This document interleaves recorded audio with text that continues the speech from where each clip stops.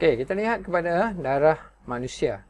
So, darah manusia ini terdiri daripada dua komponen yang penting, iaitu 55% plasma darah, iaitu bendalir yang berwarna kuning pucat, dan 45% adalah sel darah. Dalam sel darah pula, kita ada tiga komponen yang ada dalam sel darah, iaitu sel darah merah, platelet, dan juga sel darah putih. So, komponen darah ini sebenarnya dia dalam satu komponen yang sama. Tetapi kita nak lihat komponen yang ada di dalam, iaitu plasma sel darah ni. So, kita boleh asingkan menggunakan kaedah emparan. So, kaedah emparan ni dia boleh memisahkan campuran cecair yang mempunyai ketupatan yang berlainan melalui putaran yang laju. Okey. So, ini adalah kaedah emparan. So, kita masukkan darah, darah yang kita dapat. So, kita emparkan dia dalam mesin emparan ni. So, kita akan dapat 55% adalah plasma yang berwarna kuning pucat. Manakala untuk 45% iaitu sel darah merah, sel darah putih dan platelet. So, seperti yang digambarkan. So, platelet ni seperti ini. Sel darah putih yang besar sikit dan sel darah merah di dalam bentuk mempunyai dui lengkung. Okey. So, fungsi dan ciri setiap jenis komponen darah. So, kita lihat sel darah merah terlebih dahulu.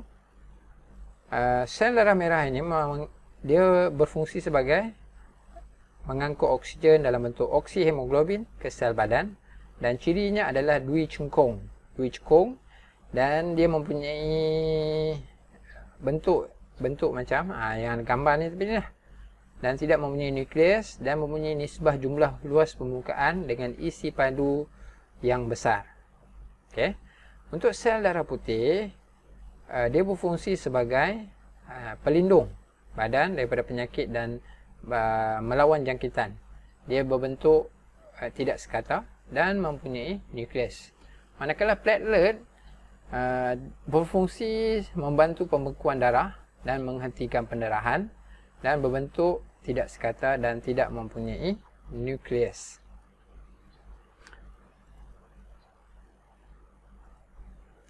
Okey. So, air adalah satu medium pengangkutan dan pelarut bagi gas respirasi, ion dan hasil pencernaan dan bahan perkumuhan. Nutrien, misalnya glukosa dan vitamin, merupakan nutrien penting dalam penghasilan tenaga, pertumbuhan dan pemeliharaan kesihatan. Dan gas terlarut seperti oksigen digunakan untuk respirasi sel, manakala karbon dioksida adalah hasil daripada respirasi sel. So, bahan kumuh adalah seperti urea, perlu diangkut keluar. Okey. Tapi dia bukan diangkut keluar melalui kita panggil sistem respirasi. So, dia akan dihantar ke ginjal untuk disingkirkan. Okey, manakala enzim diperlukan untuk mempercepatkan tidak balas biokimia dalam sel, dan hormon adalah bahan kimia yang mengawal atur aktiviti setengah tisu ataupun organ. So, kumpulan darah dan kesesuaian penerimaan darah. So, darah manusia dikelaskan kepada kumpulan A, B, AB dan O. So, A, B, AB dan O. Dan penerimaan dan penerimaan darah berdasarkan kesesuaian kumpulan darah penerima dan penerima. Okey, ini kerana penerima mempunyai antibodi dalam serum darah yang boleh bertindak balas dengan antigen dan pada sel darah merah penerima. Okey, so kita lihat satu persatu kumpulan darah ini. So, kumpulan darah A, dia mempunyai antigen A dalam sel darah merahnya. So, antibodi dalam serum darah dipanggil antibodi anti-B, manakala boleh menerima darah A,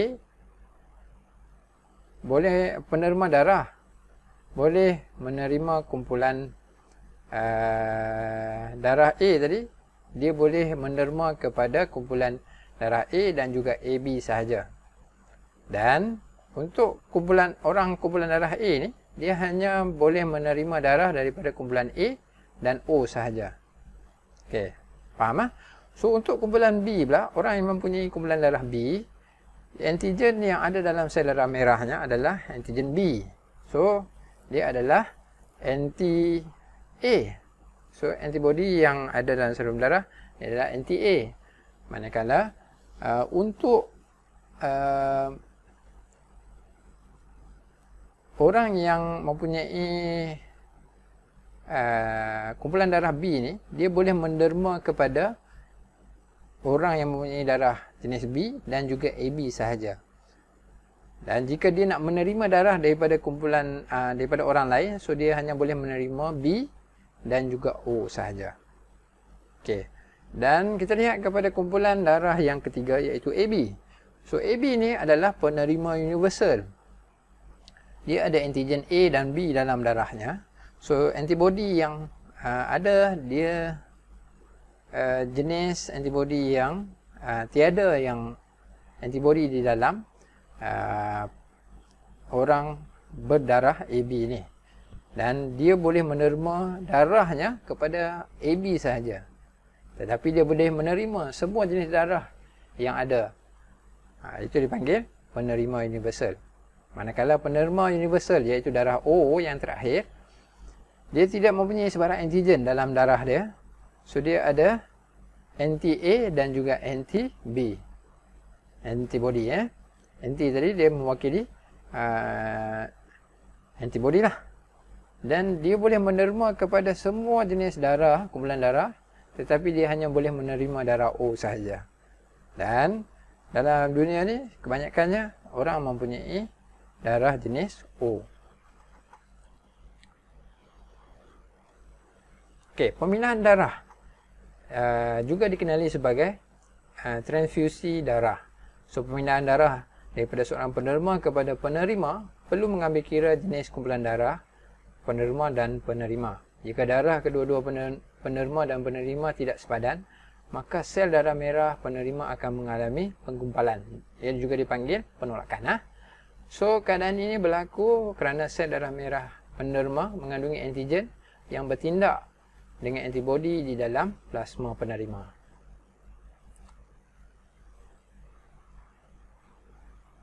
Okey. Mengapakah penting kita untuk menerima darah?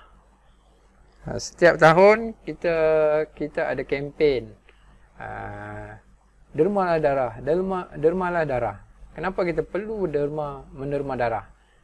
Okey. So kepentingan menerima darah ni adalah boleh menyelamatkan nyawa. Okey, dan tidak boleh dan tidak membahayakan penerima. Apabila kita menerima, so kita takkan mati disebabkan menerima darah. So apabila seorang kehilangan darah yang banyak, misalnya dalam pembedahan ataupun kemalangan, dia perlu menjalankan pemilahan darah dengan segera. So kriteria yang melayakkan seorang itu boleh menerima darah adalah mestilah mempunyai tubuh badan yang sihat, berumur antara 18 hingga 65 tahun. Kanak-kanak tak boleh menerima, mesti 18 tahun. Dan terlalu tua pun tak boleh juga. Okey. Bagi berumur 18 tahun sehingga 60 tahun bagi individu yang pertama kali. Bezanya adalah 5 tahun lah. So yang pernah menerima, so dia boleh derma sehingga 65 tahun. Bagi yang pertama kali tak pernah derma lagi, so dia hanya limit 60 tahun. So berumur 17 tahun dan ke bawah perlu mendapat kebenaran bertulis daripada ibu bapa atau penjaga. So itu adalah undang-undang yang ada pada negara kita. So jisim badan tak boleh terlalu kurus. Dia mestilah sekurang-kurangnya 45 kg dan ke atas. Dan apabila kita nak menerima darah, dia perlu cukup tidur sekurang-kurangnya 5 jam sebelum menerima darah. Dan kriteria yang seterusnya adalah perlu makan sebelum menerima darah, tidak terlibat dalam sebarang kegiatan berisiko tinggi seperti mengambil dadah secara suntikan. Dan seorang yang menerima darah boleh menerima darah 4 hingga 6 kali setahun. So, darah yang didermakan akan diganti semula oleh badan. So, plasma diganti semula dalam tempoh masa 24 jam. Sel darah merah memerlukan tempoh 4 sehingga 8 minggu untuk digantikan. Dan kemudian seseorang boleh menerima darah semula. So, individu yang boleh menerima dinasihatkan minum air yang banyak dalam tempoh 24 jam dan elakkan daripada melakukan aktiviti cergas selama 5 jam selepas menerima darah. So, apabila kita dah derma, so kita nak tahu bagaimana penyimpanan dan penstoran darah. Supaya darah yang didermakan oleh individu, so boleh digunakan dan tidak rosak. So, darah individu yang melalui ujian saringan supaya tidak mengandungi virus hepatitis B dan C, HIV dan penyakit kelamin. So, semua ni perlu diuji, perlu dibuat saringan supaya tidak mempunyai virus-virus yang berbahaya ini. So, darah penerima disimpan dalam beg plastik yang mempunyai natrium nitrat. So, natrium nitrat ini menghalang darah daripada membeku. Kemudian darah yang disimpan, darah itu yang kita nak simpan tu akan disimpan dalam bank darah.